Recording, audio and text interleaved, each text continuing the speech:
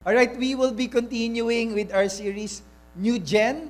Okay, nasan dito ang ating young generation? Come on. Yan, lahat tayo yon by faith, young generation. Let's go. And in this series, ang pinag-uusapan po natin, do we have any foreigners in this place? Do we have, or mukha lang opa yung katabi mo? Ayan. Ayan. Kasi ilang percent ba ng Tagalog ang pwede kong gamitin dito? So 9 a.m. kasi, ang 90% Tagalog, ay English, sorry. Sa 1 p.m., 90% Konyo Tagalog. Okay? So, Tagalog tayo dun. Kasi 1 p.m. natin sa Antipolo ay Taglish. But I want to adjust. Again, our series, it talks about who we are as a church. Tayo po ay multi-generational church. We are composed of different generations as a church. And our commitment, even if we are multi-generational, ang commitment natin is we're gonna reach out to the new generation, to the younger generation in the campuses. Kasi ganun po tayo nagsimula. We started in the university belt, so we are committed to the next generation. Though we are not neglecting all generations, but we all have a part to play for the next generation. And last week, ang pinag-usapan natin, si David, how he was able to fulfill his purpose. That he was faithful even while he was interacting with the older generations. Okay? Iba-iba po, may older generation si David. Before he defeated Goliath, before he faced Goliath, hinarap niya muna yung mga Goliath sa bahay niya. Yung tatay niya, yung kuya niya, because his dad, knowing that he was about to be king, ginawa siyang water boy. May ginawa siyang taga-deliver ng pagkain. Yet, he remained faithful. He remained faithful in spite of that. And yung kuya niya, na minamaliit siya, kasi hindi kuya niya yung piniling hari, pero siya, he still remained faithful. And even with Saul, the current king, looked down on him kasi hindi naman siya soldier. But still, he was faithful in that. Ibig sabihin lang po nun, the older generation, if you are, lahat po tayo older generation, alam niyo bakit? Kahit estudyante ka, kung wala ka sa kids church, you are an older generation. You will always be an older generation to the younger generation. It means, para ma-fulfill ng next generation ang kanilang purpose, we will be crucial as their predecessors, as their older generation, para matutupad nila yung purpose nila sa buhay nila. So last week, yun yung pinag-usapan natin, two generations, different generations, at work to fulfill their purpose in God. Ang pag-uusapan po natin ngayon is that not only the different generations that they need each other, what we need now is someone in our same generation. So kung ikaw ay Gen X, Boomer, Gen Z, Millennial, you need someone from your same generation to fulfill your purpose in God. And specifically, I'm talking about friends. Tingnan nyo nga po yung katabi nyo, friends ba kayo niyan o enemy? Friends. Yung isa sinuntok mamaya ka, okay. We're gonna be talking about friends. Dahil may iba-ibang klaseng friends, okay, titingnan natin, may iba-ibang klaseng friends na gusto ko i-describe dito. Meron tayong mga iba-ibang klaseng friend, yung iba, ang tawag natin sa kanila are acquaintances. Ayan. Pag sinabi mo acquaintances, ito yung mga nakikita mo lang, especially when you're doing your hobbies. Meron ba dito mga bikerist? Yan, mga bikerist. Motorist. Okay, yan. Okay, singerist ka na lang. Di ba pag may hobby ka, kunyari pupunta kayo ng mag-aahon kayo, may kaibigan ka pag-ahon. Okay? Di ba? May mga ganun. Yun yung mga tinatawag nating acquaintances. So you get to see them because you are hobbies in life, or minsan nakikita kayo online for your games, sa Discord. Those actually are friends, pero hindi malalim, acquaintances lang. Nakakasama mo lang through your hobbies.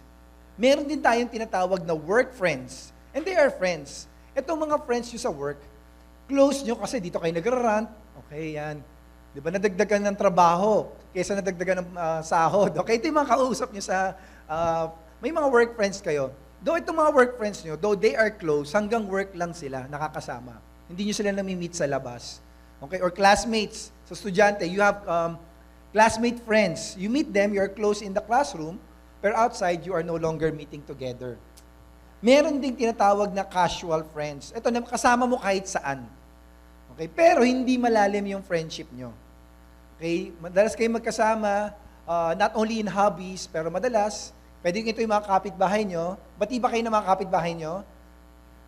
Isa lang yung nag-guest. Grabe, iba yata topic natin dapat dito sa Taytay. Okay? And ito naman, meron tayong tinatawag na close friends. Yan. Yung katabi mo ba, close friend mo yan? Ayun, ang madami. Ang close friend, ito yung malalim yung pagsasamahan nyo. You can open up, you can be vulnerable. Ang difference niya sa next na klase ng friend, a best friend is someone who is close to you and has been a long friend. A close friend can be someone you just met last year and then immediately, malalim na kagad yung relationship nyo. Ganun yung close friend. A best friend is someone you have known so long. Usually, pag single ka, ito yung kinukuha mong best man. Pag sa babae, ano ba pag sa babae? Maid of honor, ayan. So, ito yung mga kinukuha mo kasi matagal mo ng friend. And then we have lifelong friends. These are the low-maintenance friends. Hindi kayo magkikita ng after 5 years, pero pag nagkita kayo after 5 years, parang kahapon lang kayo nagkita. May ganun kayo? Mga low-maintenance friends na as if, okay, parang kahapon lang tayo nagkita. Etong isang friend na to, ayaw nyo tong friend na to. Especially the boys. Ito yung mga tinatawag na friend zone. Ayan. Ayan, na friend zone ka lang. So again, we all need these kinds of friends. Except siguro yung friend zone. Okay, ayaw mo yon. Pero what we're gonna be talking about, sabi ko kanina, for you to fulfill the God-given purpose of God, you need this certain friend. And that is what we're gonna be talking about. They are the covenant friends. Sabihin nyo nga po, covenant friends.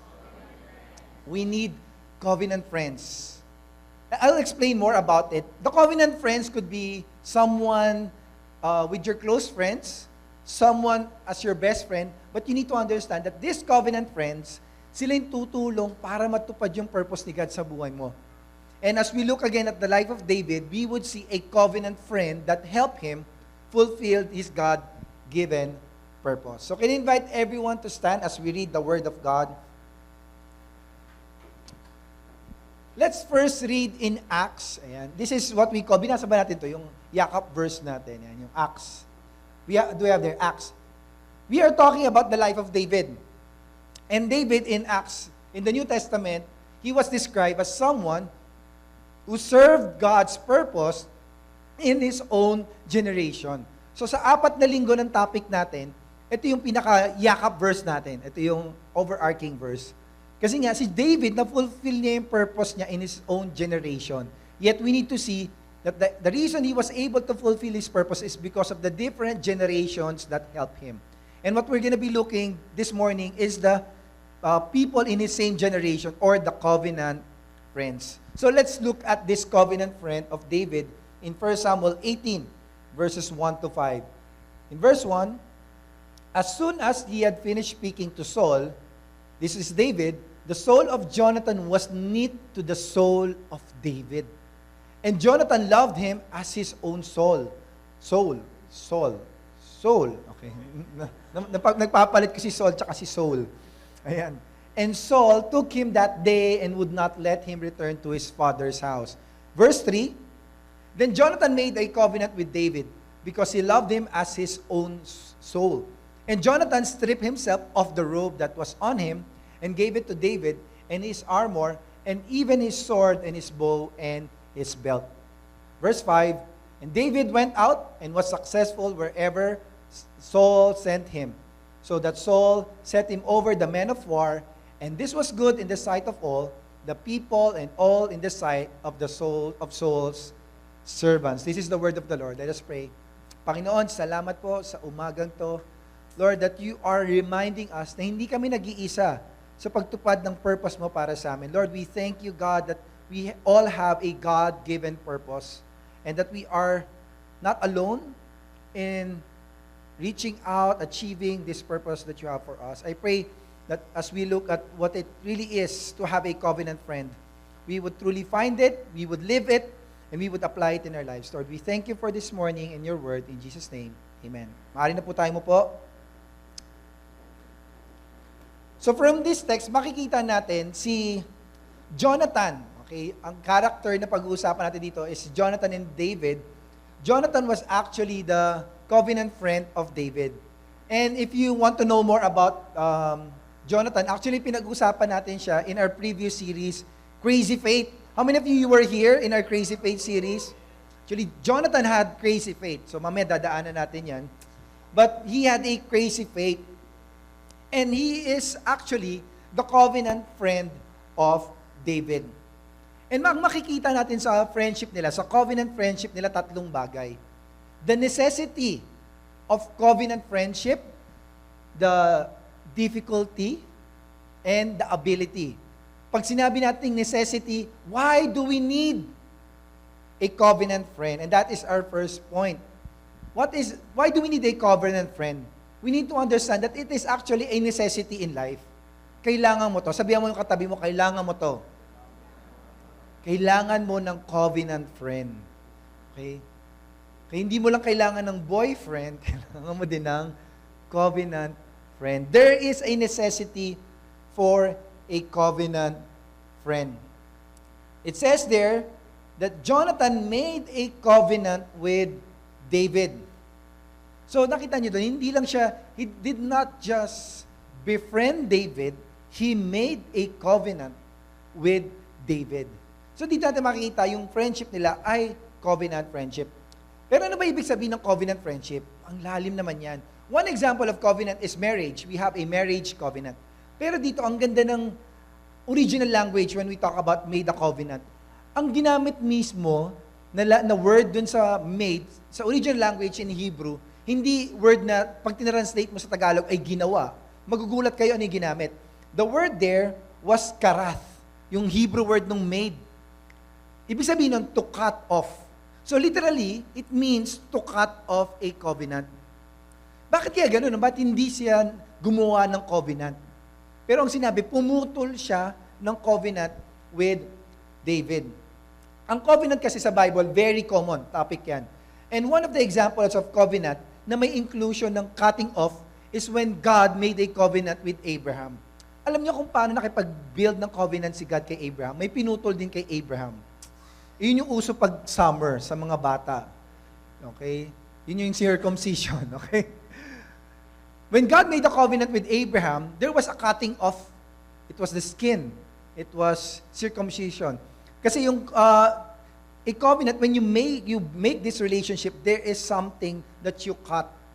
And then eventually tayo as believers, when we are baptized, it's a picture of cutting off our old life. When we have a covenant with God. So ganun yung ginawa ni Jonathan with David. I want to make a covenant with you. I want to cut. And then when I research, something that we can relate as Filipinos, meron ding klase ng relationship tayo as Filipinos relating to the Spaniards na may kailangan din ng cutting off. Yun yung tinatawag na sanduguan. Okay? Familiar ba tayo sa history class natin? Di ba? Nagkaroon ng sanduguan. Okay? Hindi sandugo. Pag ni-research ko si sandugo, puro tsinelas lumalabas. So sabi ko, naghanap pa akong picture ng sanduguan eh. Tapos ang unang tinatype ko sandugo, puro tsinelas. Pero sanduguan, familiar tayo doon. No? In history, when the Spaniards were building connection with us, they made a sanduguan. So they made hiwa, okay? Made hiwa of their flesh, and then they dropped the blood on the baso, and then they mixed it, okay? Ang hirap explain. And they drank it, okay? And that's a symbol of their friendship. Parang covenant friendship. At ang ganda ng Tagalog word nun, yung pag sinabi mong sanduguan, nanggaling pala siya sa salitang isang dugo. Isang dugo. So, ibig sabihin, parang magkapatid. Hindi kayo magkapatid sa dugo, pero pinag-isa nyo yung dugo nyo, parang magkapatid. So, that's a picture. It's an alliance between people. So, when you make a covenant with someone, you are making alliance with that person. That is a picture of covenant friendship. And naisip ko, bakit nakipag-covenant friendship si Jonathan kay David? Going back to the verse, it says there, he made a covenant friendship because he loves David. Ayan, he loves David. So, mahal niyo ba yung mga kaibigan niyo? Wala talaga May nagmamahalan ba dito? Ayan. Okay? He loves, pero hindi ito yung romantic. Some people, when they interpret it, kasi nga sa mundo, uso lang yung love ng family, tapos love lang ng mag-asawa o mag-boyfriend, hindi uso yung love ng magkaibigan. So, hindi ito yung romantic na parang they are both homosexual.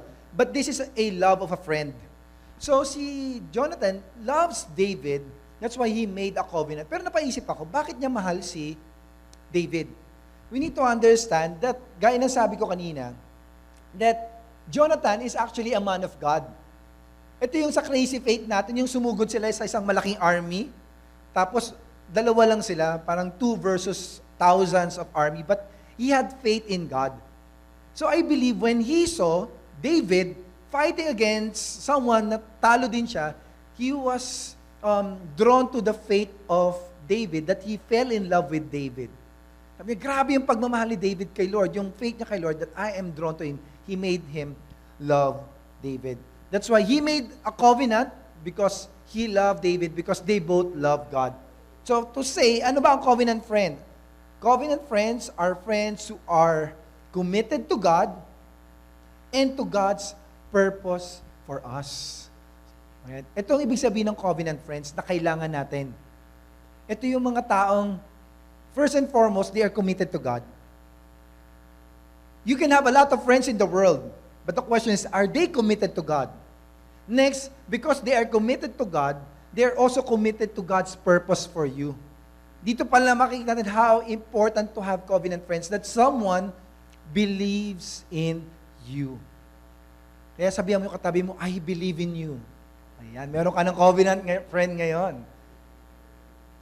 They believe in God, they are committed to God, and they are committed to you. That's the covenant friendship of Jonathan and David. And you can find them outside, but a person who is committed to God is someone who is in church. I'm not saying you cannot find covenant friends in the world, in your work, with your friends from high school or your brotherhood. But again, first sign of a covenant friend is someone who is committed to God. So, nandito mo mahanap yun. Kaya pag tumingin ka, that is a person in here. They are committed to God. So, because they are committed to God, they can commit also to the purpose of God sa buhay natin. Imperfect, definitely imperfect, yet committed to God. And we would see how a covenant friend would help us fulfill our purpose in God. I can see 4 in the friendship of Jonathan and David. Because a covenant friend is committed to help us. Ang isang covenant friend, committed yan, tulungan tayo. In 1 Samuel 12:9-3, as we continue, in verse 4, Jonathan took off the robe he was wearing and gave it to David. Binigay niya, yung robe niya, it means a sign of, dalawa to it's a sign of, David, ikaw na magiging hari, and I am gonna help you with who I am. Kasi the robe is their identity. So he gave it to David. I'm gonna commit to help you fulfill your purpose. Na kahit na shepherd ka, ako yung talagang next in line, ako talaga yung may position, I'm gonna commit myself to help you. That is someone we can call a covenant friend. And one of my favorite movies, sinasabi nila ito in the best trilogy of all time. I remember this scene in Lord of the Rings. Sino sa inyo napanood yun yung Lord of the Rings? Ayan. Sana mapanood nyo, no? This is the best trilogy of all time. Okay?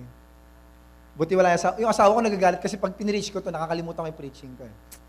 And this is a scene of rulers from different races. Elves, dwarves, human. And ang their duty is to destroy the ring of the enemy that can destroy all of them. Pero none of them are able to do it except a hobbit. A hobbit is like a halfling, maliit lang. He was the one gonna do it. Kasi siya lang yung hindi na kokontrol ng ring. Okay, just a gist for those who have not watched it. And then when he said, I'm gonna do it, the kings and the rulers said to him, especially Aragorn, sabi niya, you have my sword. Yan. And the ruler of the dwarves said, you have my axe. Okay? And then, sinabi naman ng ruler ng elves, you have my bow. So even if they were the people who have position higher, they committed themselves for Frodo to fulfill that purpose. That is a covenant friend. Kaya sila tinatawag na fellowship of the ring. So meron ba kayong ganong kaibigan ngayon? That they are committed to fulfill your purpose. To be specific, your God-given purpose. They're gonna commit their time. They're gonna commit their talents. They're gonna commit anything they have to help you fulfill your purpose in God. I had so many I remember, nung ako'y nagsisimula pa lang, nung magvi-victory weekend ako noon, wala akong pang victory weekend. And one of my friends, and because this is part of you fulfilling your purpose in God, I'm gonna want to pay for it. Do you have people like that who would be committed to help you fulfill your purpose in God? And a covenant friend is not only committed to help you, covenant friends, they would cover you from danger. They would cover you from danger. Yung tatay ni Jonathan ay nagselos kay David. Because he is the current king, but David is someone who is loved by people. Gumawa nga sila ng kanta na sinabi nila, ano yung kanta nila? Ayun. Thank you po. Yan, mga OG natin nakakaalala talaga niyan. The 10,000s were attributed to David. He was jealous to the point that he wanted to kill David. Pero in 1 Samuel 19:2-3, Jonathan gave warning to David about his father's plan to kill him. Ito, makita natin dito. And then, tinago ni Jonathan si David from danger. I remember before, when I had a friend, alam niyo yung sobrang casual lang kami nag-uusap. May nag-uusap na magkakaibigan. And one of my friends there, he was my leader also back then. Pumasok ako nung conversation. Tapos, nag-usap sila magbabarkada ng mga lalaki. Tapos sinabi ko dun sa isang guy, uy, di ba ikaw liligawan mo si ano? Ikaw di ba liligawan mo? And then, syempre, nahiya siya bigla. Kasi narinig ko lang yun somewhere. And then, tapos, yung friend ko, I could say my covenant friend, sabi niya, bro, usap tayo. So, tinabi niya ako. Alam niyo na yun, pag ganon, di ba? Sabi niya, bro, he's actually gonna do that. Pero, di ko alam kung matutuloy niya pa yun kasi nilaglag mo dun sa lahat ng tao. So, in short, I was actually doing something foolish that time. But he was not, and what I got there is not only that he was correcting me, he was actually covering me from my own foolishness. We need people who would say to our face, bro, mali yan. Most of the time, the dangers that we would face come out of our own decisions. Can you say amen to that? And we need people to say to our face, would cover us from our own foolishness. At the same time, from foolish people, we also need that. But most of the time, we need people to correct us. To tell us na, ay, bro, kakapahamak mo yan. Ano ang pagbabae? Sis, beshi, okay? Okay, ikakapahamak mo yan. Let me tell this to you because I love you. We need to love someone enough to correct them. Because that is our way to cover them from danger. That is a covenant friend. Hindi yung parang kukonsentihin ka pa. Hindi mo basta-basta. Kaya nga ang covenant friend, committed muna kay God. Kasi alam nila, may plano sa si God eh. That's why they're gonna cover us. They're gonna cover us even from wrong decisions. Wrong people at the same time. We need people that would cover us. A covenant friend also doesn't only cover us, a covenant friend commends us. Yan, puro C. Okay, para madali commends us to people. Ang ibig sabihin ng comment, in-honor tayo sa harap ng mga tao. Hindi tayo sinisiraan sa harap ng mga tao. Meron ba kayong ganong kaibigan na nagkukwento sa inyo ng masama about another person? That is very common to Filipinos. Alam niyo ba yon? It's something that we need to talk about. Gossiping is actually a norm. Okay, wala pang social media, okay, may nagkukwentuhan na nangyayari. That's why we need a covenant friend that would speak good about us. When Jonathan in 19 verse 4, Jonathan commended David before his father. In 1 Samuel 19 verse 4, let's see the verse. It says there that Jonathan gave a good report about David before his father. Hindi niya sinisiraan si David sa kanyang tatay. Inaangat niya pa. The reason sometimes that, especially the next generation, the reason that they cannot fulfill their purpose, because even before they try to do something, nasisiraan na kagad sila. Yan, si ganyan, wala yan. Walang magagawa yan. Hindi niya kaya yan. Di ba ganyan siya? I remember someone talking to me, and then he asked me, he asked me about this certain person that was about to be promoted, that I am working currently. Sabi niya, sigurado ba kayo yan yung ipopromote? Or yan yung ilalagay niyo sa isang position? Sigurado ba kayo? Because, to be fair with him, he did not work with this guy for so long. But he had a picture of this guy will never be able to do something. And what I did was, hindi bro, iba na yan. Nagbago na yan.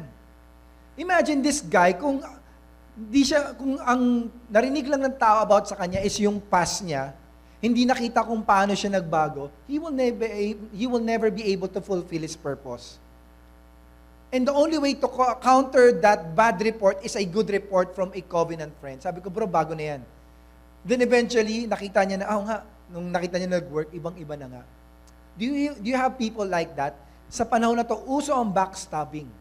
Uso ang gossiping, but we need people that would lift us up before people, would prepare us. Alam mo yung pagdating mo pa lang, imagine yung pagdating mo pa lang, kung yung covenant friend mo nasa office, yung pagharap mo sa boss mo, parang yung boss mo ready ka nang i-promote, kasi someone already bragged about you. Sa mundo, hindi ganun eh. Pagharap mo sa boss mo, parang dami mo nagawang mali.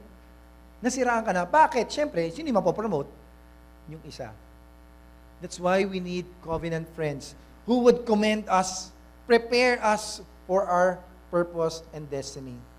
Covenant friends connect us also back to God. Ito yung trabaho ng covenant friends. Kinoconnect ulit tayo kay Lord. Kaya nga, ang covenant friends, hindi mo basta-basta mahanap sa labas yan. Kasi kung sila mismo hindi pa connected kay Lord, hindi ka nila makakonect kay Lord. Sa iba-iba ko-connect yan. You need someone that would connect you back to God. In 1 Samuel 23:16, Jonathan went to David at Horesh and helped him find strength in God. Do you have someone like that would help you find strength not in hobbies? Though it's okay to do hobbies. Or in something that is bad. Di ba kaya nga may term, tayong mga kaibigan tayo dati sa mundo na pag may problema ka, tara iinom natin yan. Anong punto nun? You find strength in alcohol and in bonding as if it's gonna be able to do anything. That's why this is a reminder, we need it. We need to find people that would connect us to the right source of strength. That, you know what, may pinagdadaan kami ng pamilya ko, sige, mambabae tayo. Diba? Saka binibigyan ng lakas sa mali. That's why we need covenant friends that would help us. Yung one of my covenant friends, I know, is Pastor Erwin. When, I believe also Pastor Nono had this opportunity to have, we were campus missionaries, and when we were about to transition as pastors, it's not easy. We were used to pastoring students. Now we need to pastor all ages. And there's a lot of transition. And there's a point there that Pastor Erwin was rebuking me, no? Bro, you need to trust God. I was already a campus missionary. I'm preaching to people. That, you need to trust God. But when I was facing that big challenge of mine na, I'm gonna pastor people, ang bata-bata ko pa. Ako pinakabata sa mga pastor. Alam niyo po ba yun? Di ba? 5 years younger lang naman ako, di ba? O pinakabata, yan. Young looking, okay. Ako yung pinakabata, kaya ko ba magpastor? And then Pastor Erwin connected me back to God. Bro, you need to trust God. Something so basic, but when you are faced with your own challenge, something you will forget. Di ba? O nga, basic naman magtiwala kay God, pero you need someone to tell you, you need to trust God. And then I am thankful for Him because of that. That we need friends like that. We need covenant friends. How many of you agree with me you need covenant friends? And you would find it here. Okay, kaya mamaya magsasandugo tayo. Hindi, joke lang. That's just a symbol of willingness really to give your life to that person. Yet at the same time, there's a difficulty when it comes to being a covenant friend. That's the next point. Madaling maging David, na ikaw yung may Jonathan, someone who will help you, someone will cover you, someone will commend you, someone who will connect you to God.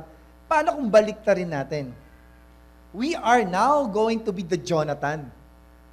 Di ba? Exciting, no? I need to find a Jonathan in my life. How about now you become the Jonathan? And we need to see the difficulty when it comes to that. It's one thing to have a Jonathan, but it's different when you have to be Jonathan in that relationship, in that covenant friendship. Ang saya maging David, no? Giant slayer, next king. But Jonathan, kakalimutan ka. Mahirap siya kasi ang nangyayari, instead of being a Jonathan, we become like David's brothers.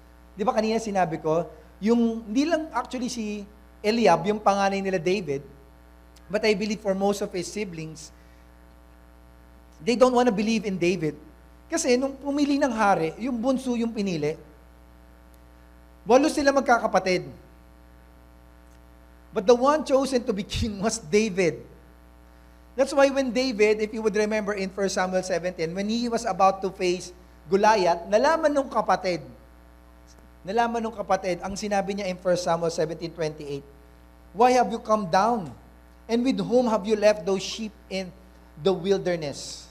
Alam niyo yung sinasabi dito nung kapatid ni, wag mo na labanan yan, manatili ka na lang na shepherd. He was actually preventing David to fulfill his purpose. Because when David fulfills his purpose, he will be forgotten as a brother. And in realization, kaya mahirap maging Jonathan. Kasi part of being Jonathan is that you're gonna let David become king. Be successful. Pero, kung tayo lang, mas magiging kapatid lang tayo ni David. He discouraged David to fight Goliath and he pushed David to stay as a shepherd. Not only that, our tendency is to be like David's brothers. Instead of Jonathan, our tendency also is to be like Jonathan's father, si Saul. There was this part na bago labanan ni David I believe Pastor Nono preach a lot about this. Diba? Pero naalala natin, diba, bago labanan ni David si Goliath, ano yung ginawa ni Saul? Yes, he allowed David to face him, but before that, he was giving him his armor. In Samuel 17:38. Okay? Then Saul clothed David with his armor. Ang difference nito kay Jonathan, parehas sila nagbigay, di ba? Si Jonathan, binigay niya yung armor niya kay David to help David. But actually, Saul was giving his armor to David to control David. Na gusto ko ganyan ka lang, hanggang dito ka lang. So that when David fights, not only that he is going to be protected, he is representing the king. He is going to represent the king. So nandun pa rin siya sa big picture. He wanted David to wear that. Because he is trying to control David. May mga ganun kasing kaibigan yung tutulungan ka at a certain level, pero dapat nakasama pa rin ako dyan. Dapat, di ba? Kasama pa rin ako sa picture. I need to be part of that. But to be a covenant friend is actually to the point that you're going to be out of the picture. That's the difficulty when it comes to that. That's why in 1 Samuel 18:8, Saul was very angry and this saying displeased him. He was very jealous of David to the point that he wanted to kill David. In 1 Samuel 19:10, Saul sought to put David to the wall with a spear. Alam sa mundo, may ganyan pa rin mga kaibigan eh. At times, ganyan pa rin tayo. Hindi natin mapipigilan. Diba? At times, how many of you, when you see one of your friends finally getting their dream, okay, syempre, syempre huwag tayong aamin, no? Nakakaya. Pero totoo naman, di ba? As much as we want to celebrate, it feels bad in a way. Lord, bakit siya? Kailan ba ako? Okay? Kunyari, ikaw may friend kami na, ba't palagi ako yung host ng mga kasal ng friends ko? Kailan ba ako? Ayun. May friend akong ganun. Pero ikakasal na siya, thankfully. Pero may ganung feeling, di mo na matatanggal yung tao lang tayo. Amen? Kaya ang hirap eh. Ang daling sabihin maging Jonathan, magkaroon ng Jonathan, pero pag tayo na yung Jonathan, parang, pag nakikita mo na yung picture, okay? Pag nakikita ko na, ako isa pa yung Jordan ko, si Pastor Nono, 10 na. Okay, di ba? 10 na ba? 9 lang. Di ba, mahirap pa rin naman talaga. There's a difficulty with that. It's not easy actually. Kaya another Lord of the Rings example is that one of the famous friends in the Lord of the Rings. Sino ang original napanood ng Lord of the Rings dito? Ayan. Sorry, pinipreach ko din yung Lord of the Rings. Mag-feedback ba pag nandito ako? Hindi naman. Okay, di ba famous friendship? Si Frodo and Sam. Sam was actually so willing to give his life for Frodo. Okay? He is like the Jonathan. He doesn't want to be part of the picture. Okay? He just wants Frodo to fulfill his purpose. Now, okay, I'm gonna give you everything in my life, my food, my energy, my all. But in reality, we are not like Sam. We are like Gollum. If you're familiar, the ring was actually it first belonged to Gollum. That's why nagkaganyan din siya. So sa mga Gen Z, pag narinig yung term na, my precious, he was just only helping Frodo to finally get that precious. Sorry. Precious. Mukhang tumutulong, pero my precious. Ang modern translation yan is, user-friendly friend. You're gonna be a friend hanggang nakuha mo yung gusto mo dun sa friend. Kaya mahirap maging Jonathan, mahirap maging Sam. Okay, it's difficult to know that we have to lose for someone to win. It's hard. It's difficult. That's a picture of being a Jonathan. We don't want them to have a higher grade. Okay, of course, yun yung mga, natin, di ba? Mga intrusive thoughts natin. We don't want them to have promotion, get married. Parang tayong si Juan. Alam niyo ba yung sinabi ni Juan? May isang teacher, di ba, tinanong, Pedro, anong gusto mong trabaho? Okay, gusto ko pong maging doktor para makatulong sa kapwa. Tapos tinanong si Jose, ikaw, anong gusto mong trabaho? Gusto mo maging teacher para makatulong sa kapwa. Di ba, alam na ito. Tinanong si Juan, ikaw, Juan, anong gusto mo paglaki mo? Gusto ko pong maging kapwa. Okay. Para ako yung tinutulungan ng lahat. Mas gusto natin maging kapwa. That's why it's hard. As much as we need Jonathan, there's a challenge to be a Jonathan, a covenant friend. And that is actually my last point. What kind of ability do we need to be a covenant friend? What is that ability for us to be a covenant friend? How can we be a Jonathan? Especially as a church. A lot of people are offended by people in the church because we failed to be like a Jonathan to people, a covenant friend. I thought this person was all along gonna help me, but this person just used me. But how can we be a covenant friend, Jonathan friend? I believe that Jonathan was able to become committed to David's destiny as king because he was willing to let go of his kingship. He was willing to let go. In 1 Samuel 23:17, Jonathan said, "Don't be afraid," he said. "My father Saul will not lay a hand on you. You will be king over Israel, and I will be second to you." Even my father Saul knows this.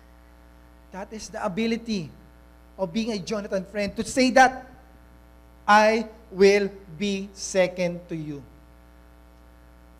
The ability to be a covenant friend is the willingness to sacrifice oneself for your friend. Yan ang difference ng covenant friend.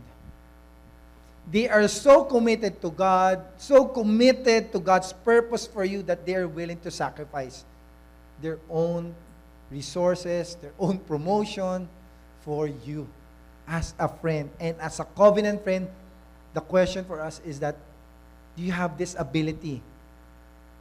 We need to have this ability to sacrifice for our friend.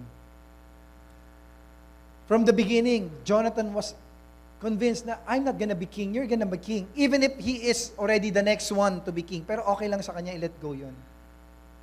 So tayo ba, handa ba tayong i-let go? Are we willing for that? Sa mundong to, paunahan tayo, di ba? Ako dapat muna, ako muna, ako muna, ako muna. Ako muna. But are we willing sabihin, ikaw muna? Ikaw muna. Ikaw muna. That's why we need to learn to sacrifice so that we can be a covenant friend. Not steal, not take away, but sacrifice. Pero paano ba natin magagawa? Yan ang hirap naman nun, di ba? Sino sa inyo dito, willing kagad kayo mag-sacrifice? Diba? At least one. Thank you. Ayan. Paki-sacrifice na yung shoes. Ba't mas malaki pa ako. Hindi madaling mag-sacrifice. Amen?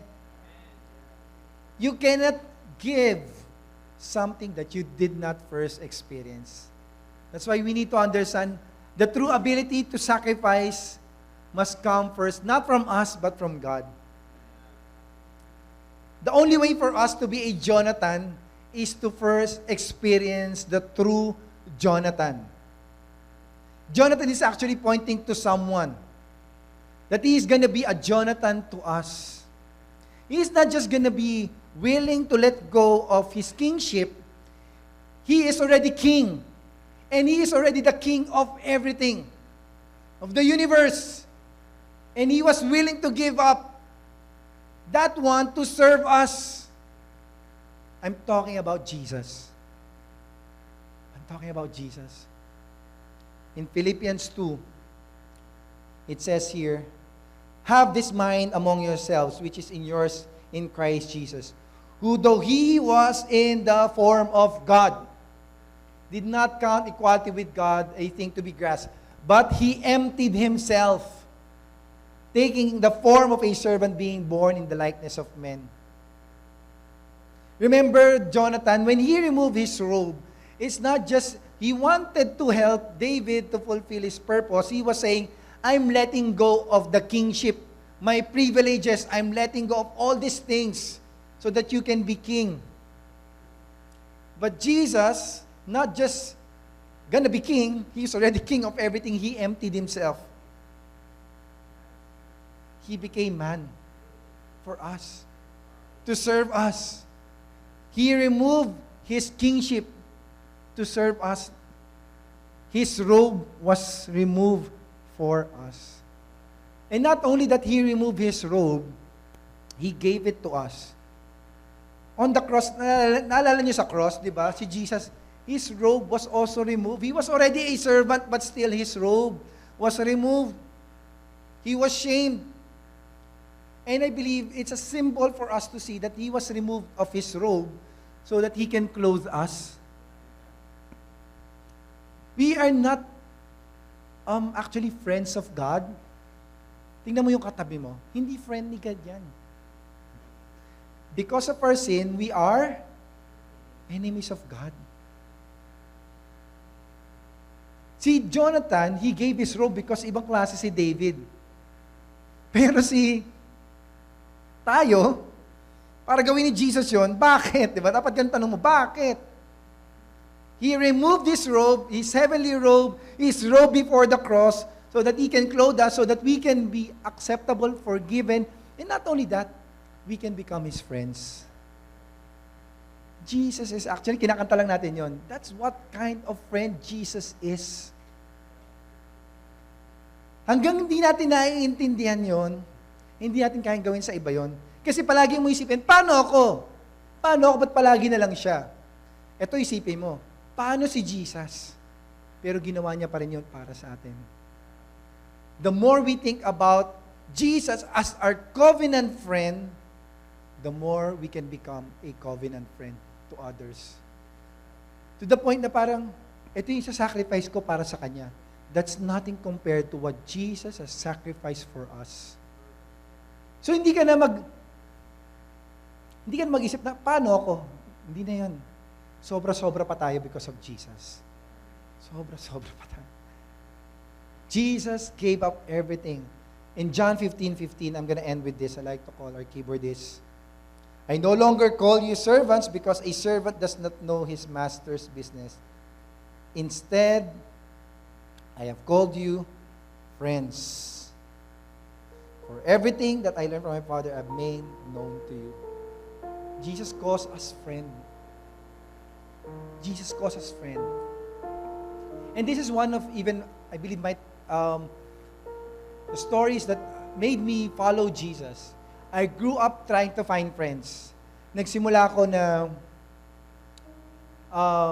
di ko lang alam na, di ba nung 90s, di ba nauso yung mga rockers? So, rockers ako noon.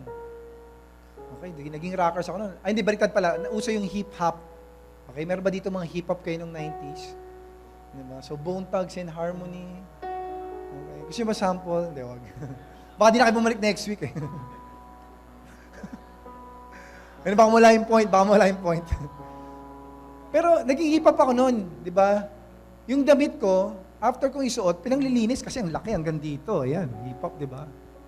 Yung shorts ko kasya isang pamilya, hanggang dito. Hip-hop nung 90s. Tapos nung 2000, nung nauso yung Slapshot, okay? Dim Biscuit to Slapshot, may mga Slapshot followers ba dito? Ayan.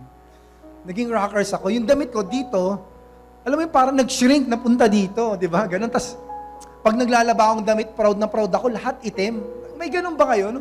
Sabi ko, sinasampay ko sa labas para makita na lahat ng damit ko black. Tapos yung nasa harapan may bungo. Okay? Rockers na kasi ako eh. Ayan. And after nun, sabi ko, kasi talagang ang sakit na ng buho ko pag ginaganon ko, sumasabit. Di ko kasi sinusukla eh. Nagpaka naman ako, medyo masayang rockers, nagpaka-hippie naman ako noon. Kaya yung nanay ko, ngayon pag nakita niyo yung Facebook ko, mukha ka pa rin hippie dito. Hindi na nakamove on yung nanay ko, no? Hippie pa rin daw ako. Okay, puro reggae, puro ska, yung ganun tugtugan. Then eventually, naging aktivista ako, naging ganito ako. Ang dami kong ginawa. Alam niyo, isa lang yung rason ba't ko ginawa lahat yun. Hindi dahil may mild ADHD ako. I was looking for friends. I was good in almost everything in life because I was just trying to look for friends. I tried to be good in basketball, to be good in these things, a lot. I was looking for friends. A friend that was not just gonna use me because I'm good at something, but a friend who could really finally give something to me. And then I found out that there is this friend who gave everything up for me, and that was Jesus. I found that in college that while I was in the jeep, someone already was sharing to me Jesus. Pero hindi common sa akin term na si Jesus ay friend. And there was this song, sasuggest ko nga sana sa lineup natin, Raymond, nakalimutan ko lang. It was a song, I Am a Friend of God. Pagsakay ko sa jeep, pinalay ko siya. And then yung unang linya doon, who am I that you're mindful of me? That you know me and you call me as friend. Nung narinig ko yun, nag-flashback lahat ng ginagawa ko at gusto ko nang bumaba ng jeep. Umiiyak ako sa jeep papuntang school. All this time, I was just looking for that friend in Jesus. I've been trying to be a servant to all these people so that they can consider me as friend. But Jesus, who is God, became a servant to make me His friend. That's what we have in Jesus. That's what we have in Jesus. He is, we could say, the greatest friend that we could ever have. He's the greatest friend we could ever have. That's why I want to leave us with this. Because Jesus died for us, He became our covenant friend. He is our covenant friend. So that we can become a covenant friend like Him. Amen. Can we give God praise for that?